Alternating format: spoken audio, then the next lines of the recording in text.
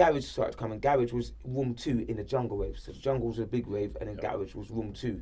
I remember Fonti going in there. I was still more in the jungle, but Fonti was going to the garage room every night and going and peak. And Creed was in there because he's like one of the first garage MCs. Creed was there.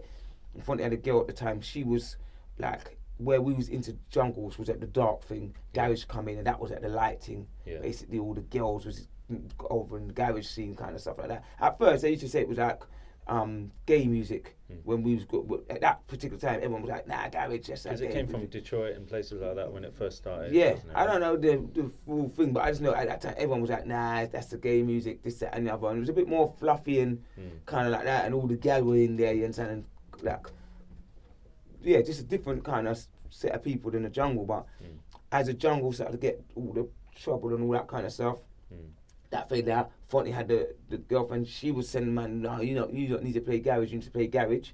And I remember Fonti got that. Was it? Oh, had a deep sound boogie through my. You remember that tune? Yeah. Fonti got that tune. And we had about 2 or 3 garage tunes, basically. And again, we were still in chimes. We was playing them in chimes. No, it was foreign to everyone, basically. But we was campaigning it. My man started to buy a few more garage tunes. Rudy and Major started to fade out. Yeah. But as well at this time, you understand, they wasn't as committed, or I don't know what was happening. They started to fade out.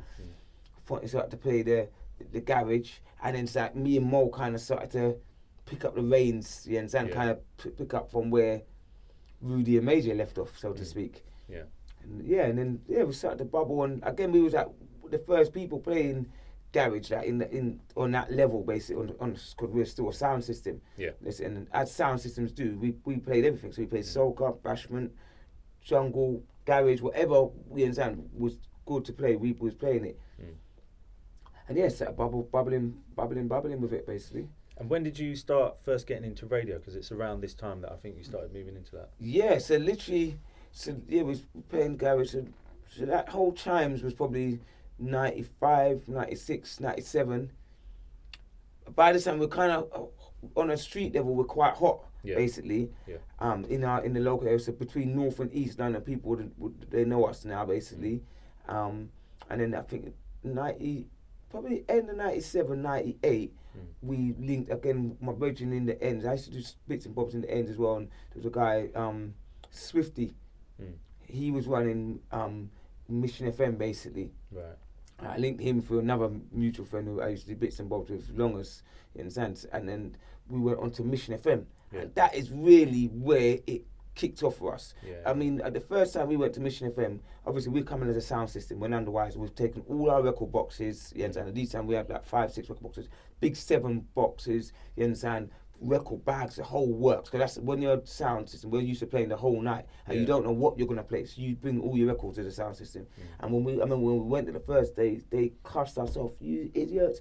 You can't come here to the legal radio station. You can't bring all these records here. It's bait, where. But we was literally none the wiser. Plus, we're probably maybe by this time 19, maybe 18, 19, something like that. Yeah. You understand? I believe it's the whole pirate radio thing, you understand? Man just said, come onto the thing, you understand?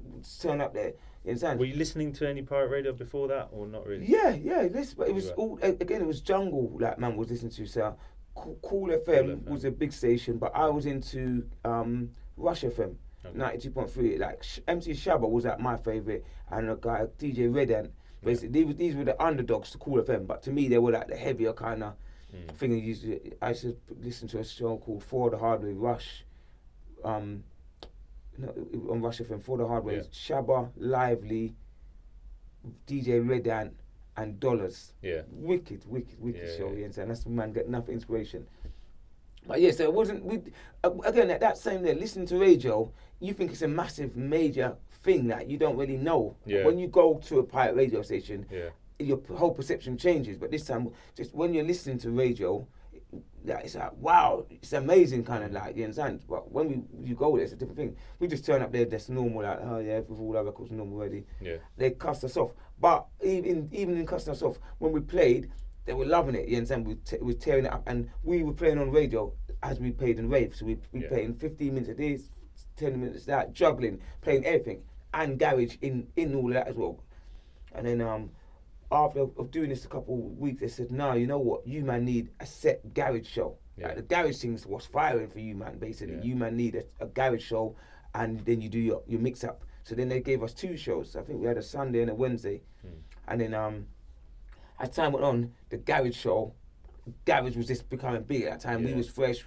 We had all the energy from jungle. That was again the saving grace for us, because we tried so hard to get into the jungle scene. We had bare lyrics from jungle, and obviously it's a lot faster. You understand, and a lot more hyper. So when we put that over on the garage tempo, which is a bit slowed down, it's just like wow. Everyone's like, whoa, these guys are crazy. Like they're sick, basically. And garage, no one was chatting a whole heap of lyrics in garage. It was more like, let the music play and then you do a little hosting kind of thing. Let music, where we've just come full on from the what they're doing jungle, chatting over the record from start to finish. And we had abundance of lyrics, basically, because that's how the jungle man had it as well. And everyone's like, well, what? These guys, it's gone crazy. Plus we're on radio as well, which again, looking back on it now, it just makes the whole thing amped. Because when people, wow, they're on radio, it's like, people almost thought we was like superstar. This is like 98 now directly. And man, they're like, wow, these man are popping. Like we had the streets locked from the like bottom underground, and then now we're on radio. Tapes started to fly around like wildfire. Everyone's taping us. We had all the youths locked up. We was already big on the under 18 scene anyway, and then these tapes just started to show around everyone. It was literally on everyone's tongues, basically.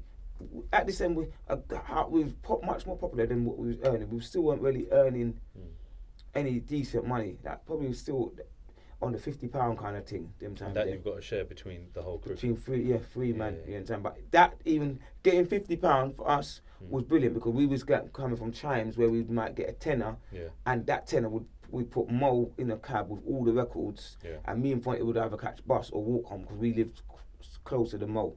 You understand? So even getting 50 quid, it was like nice, you understand? Then we went up to 150 quid, and that was like, okay, we're getting paid once you now. get past into 3 figures, that's a big leap. Big, when you get into 4 figures, then it's kind of... so even at £150, we was like laughing. Lloyd Life, do you remember Lloyd Life? Yeah, Lloyd Life, he done one of the early gigs with us, basically. I can't remember where it was, but again, he has got his finger on the pulse. He saw the talent in us from early, and I remember he booked us for that gig and gave us £50, and we shouted, and we was kind of a bit like, and he was like, he gave us a talk, but he's like, don't worry, you guys are gonna go far, like proper, give us that spill from well early. You understand? This might be, again, N97, 98, basically.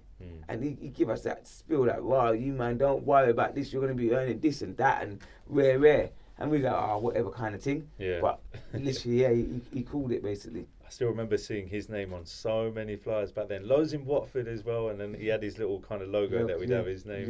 That's right. That's right. Lloyd Life, man. He was big still. He was a big player.